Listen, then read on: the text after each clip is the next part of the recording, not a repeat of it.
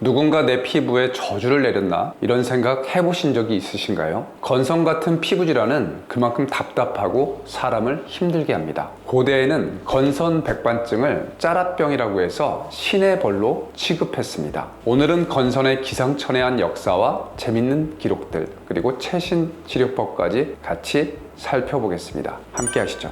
건선은 4000년도 더 된 고대 이집트 파피루스에서 처음 묘사됩니다. 고대 그리스의 의사 히포크라테스도 비늘 같은 피부 질환에 대해서 언급했습니다. 물론 이런 고대의 치료는 타르를 바르고 햇빛을 쐬어라 정도의 수준이었습니다. 그런데 재밌게도 이게 어느 정도 일리가 있는 치료법이긴 합니다. 5000년이 지난 현대에도 건선에 콜타르, 그러니까 석탄을 가열하면 나오는 까만 타르를 쓰기도 하거든요. 물론 이걸 직접 바르는 건 아니고요. 이게 함유된 연고나 샴푸를 쓰는 건데요. 어느 정도 진정 효과가 있어서 해외에서는 건선 말고 지루성 피부염이나 아토피에도 쓰이기도 하고요. 어쨌든 건선에 대해 처음으로 논의하고 나름 합당한 치료를 했던 고대 시대였죠. 그런데 오히려 시간이 흐르고 중세에는 발전이 유턴을 합니다. 중세 유럽에서는 건선을 한센병, 그러니까 나병과 구분하지 못했어요.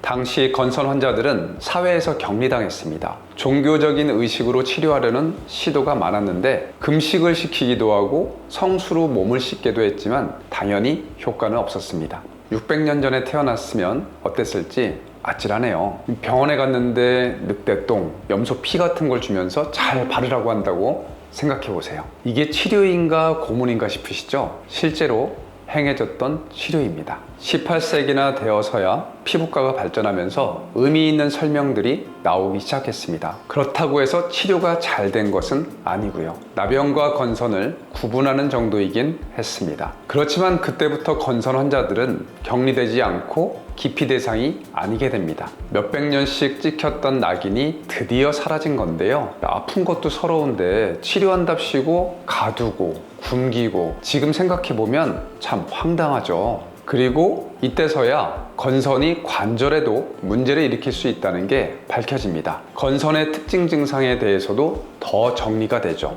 피부가 비늘같이 일어나는 각화증, 건강한 피부 부위에 상처가 생기면 회복하지 못하고 건선 피부병이 되는 쾌분화 현상, 각질을 떼어내면 출혈이 생기는 아우스피츠 증후군, 이 전부 이때 생긴 말이에요. 여러모로 이전보다는 상황이 훨씬 나아 보이죠. 하지만 마음을 놓기에는 이릅니다. 이때만 해도 비소나 소나무 태운 걸 가져다 바르면서 치료하기도 했거든요. 건선으로 인한 관절염 존재를 밝혀내긴 했는데 치료한다고 수온을 주사하기도 했어요. 아찔하죠?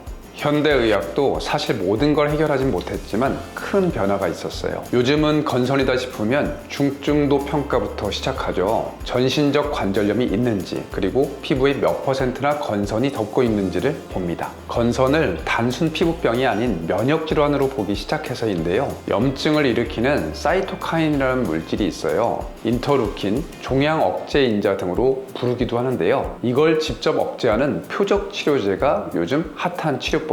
보통 피부 바로 아래 주사하는 방식인데 가격이 비싸다는 게 단점입니다. 산정특례 같은 지원이 없으면 사실상 사용하기가 어렵죠. 단 아쉽게도 치료에 있어서도 또 한계가 있는 부분이 있고요. 보통 피부과에서는 스테로이드 연고, 가려움증을 덜어주는 항히스타민제를 쓰기도 합니다. 과거에는 광선 치료도 흔히 사용을 했고요. 그렇다면 한의학에서는 어떨까요? 물론 한의원에서도 레이저를 이용해서 직접적인 피부 치료를 할 수도 있습니다. 하지만 한의학의 가장 큰 장점은 온몸을 바로잡아서 근본적인 치료를 한다는 거예요. 자, 건선은 피부병이 아니라 면역이 깨져서 생기는 병이라고 말씀드렸잖아요. 한의학에서는 오래전부터 건선을 몸의 균형이 깨진 결과로 바라봤습니다. 저도 16년간 피부질환을 진료하면서 많은 건선 환자분들을 봤는데요. 개인마다 가지고 있는 근본적인 문제가 다르기 때문에 처방하는 한약이 매번 달라집니다. 어떤 경우는 열을 끄는 약을, 어떤 경우는 영양을 더해주는 약을 쓰죠. 체질이나 처한 환경이 사람마다 다른데 근본적인 치료를 위해서는 이걸 고려해야 합니다. 개인 맞춤형 한약은 온몸의 균형을 맞추는데 유리한 이유입니다. 단순히 한두 달 피부를 가라앉히는 게 아니라 건선의 뿌리를 뽑고 재발하지 않게 해주는 것이죠. 이 과정에서 만성 두통, 소화불량처럼 다른 증상도 같이 좋아지는 경우도 흔합니다. 신체 균형 자체가 좋아지는 거라서 그런 것이죠.